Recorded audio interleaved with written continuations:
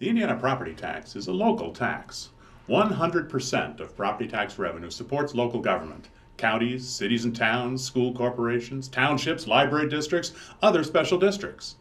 To really understand the Indiana property tax, you need to know what's going on in your own communities. That's where the county property tax reports come in. The Legislative Services Agency is the research and bill drafting arm of the Indiana General Assembly. Each fall, LSA publishes reports about property taxes in each county, 92 reports, and a statewide summary. I'm Larry DeBoer.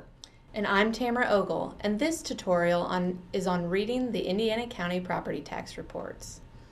You can find the property tax reports on the General Assembly's website at iga.in.gov. Click on the publications and then Property Tax Studies and you'll find them. They go back to 2007, but let's look at the latest for 2014. It works best if you download the document to your own computer by clicking on the download icon. You'll see a map of Indiana and a list of the counties. Click on the county you want to see, either on the map or on the list, and up pops your county's property tax report. Let's take a look at what's in one of these reports. The first section is about statewide trends, and it's the same for each county report. This lets you compare what happened in your county to what happened in the whole state. Next comes a dashboard for your county with a few major property tax indicators. This shows changes over all taxing units in the county. The paragraph above this chart compares the increase in net assessed value, the part of the assessed value that is taxed, and the property tax levy for all local units. If the levy rose faster than assessed value, tax rates on average increased. If assessed value rose faster, the average tax rate decreased. The paragraph says how many taxing districts saw tax rate increases or decreases from 2013 to 2014. Usually, more districts had decreases where the average tax rate went down. The first column of the dashboard table shows the average change for a taxpayer's bill. This is for all properties, homesteads, businesses, farmland in the county.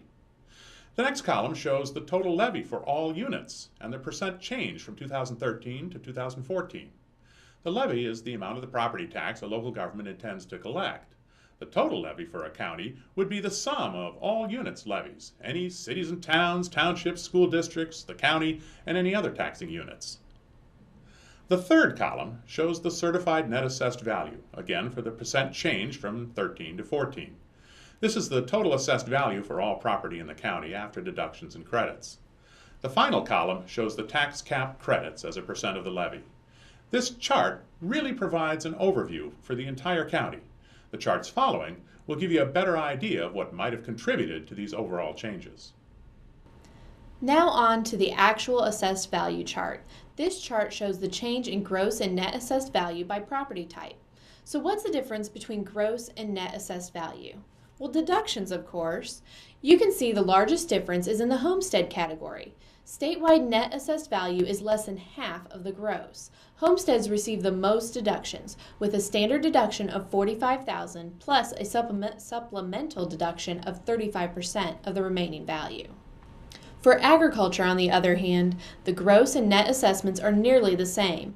Ag doesn't get deductions. Neither does other residential property, which is mostly rental housing.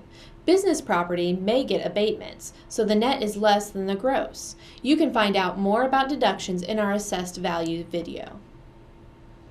Another thing we can glean from this chart is the county makeup by property type.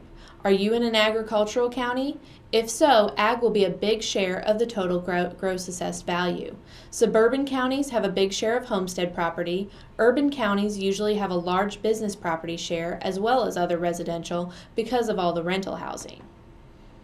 The big university counties will have a lot of other residential too because of all the student rentals.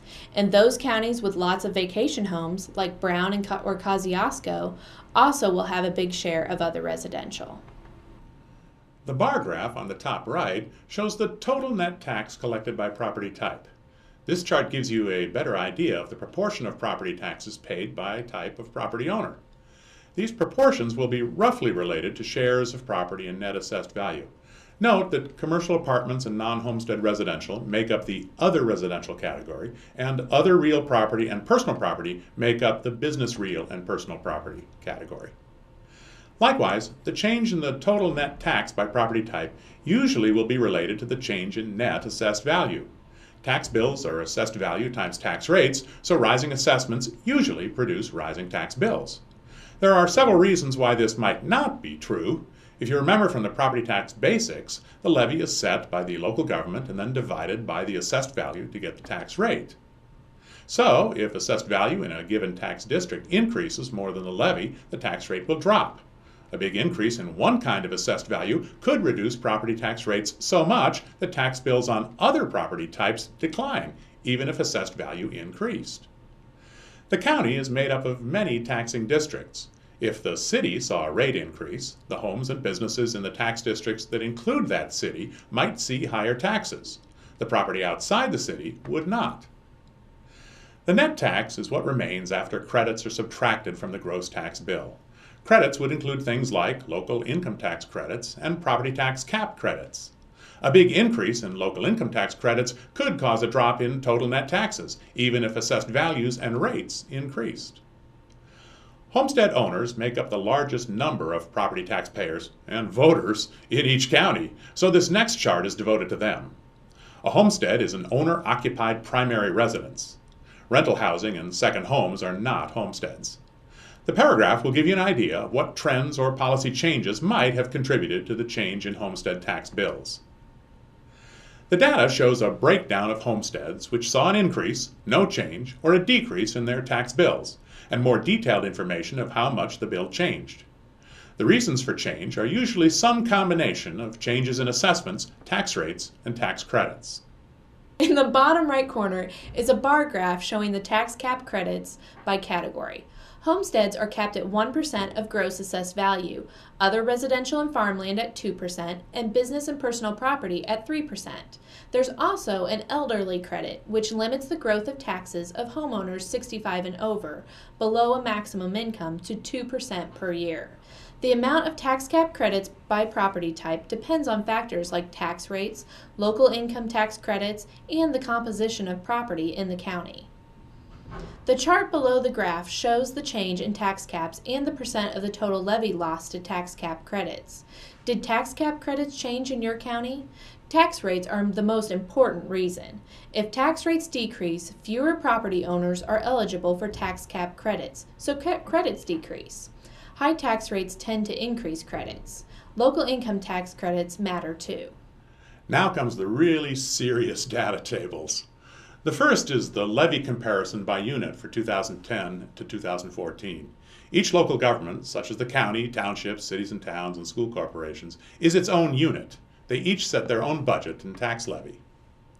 The largest levies in your county will likely be school corporations, a city, and the county. Townships, libraries, and other special districts, it's confusing that we call them districts and not units, will make up the smaller levies. Local governments are limited to a maximum levy by the Department of Local Government Finance. The maximum levy grows each year by the levy growth quotient, which is based on Indiana personal income growth. For 2014, the growth quotient was 2.6%.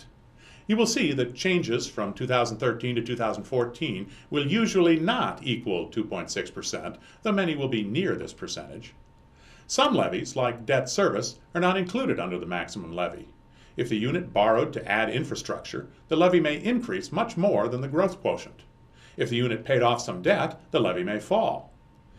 It's also possible for units to bank maximum levies from previous years.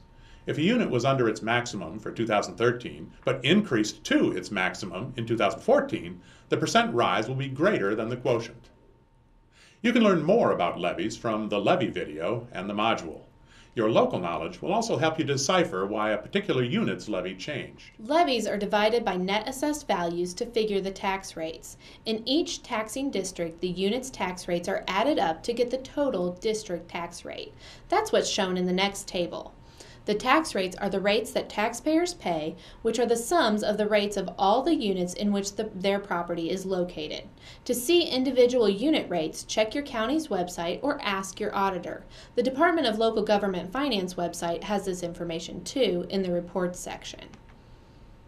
After a tax bill is calculated, local tax credits are applied. The other columns in this table show the local property tax credits funded by local option income taxes.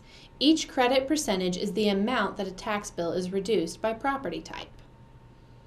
PTRC stands for Property Tax Replacement Credits. This percentage would be subtracted from the tax bills of all properties in the district. Homestead credits are subtracted only from homestead property tax bills, and residential credits are subtracted from homestead and other residential property tax bills.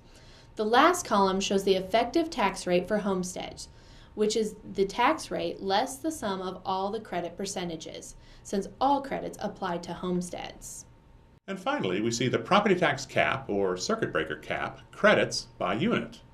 You may recall the graph we saw earlier showing the total tax cap credits in the county by property type, but now we can see how much of each unit's levy is lost to the caps. This table really allows us to bring information together.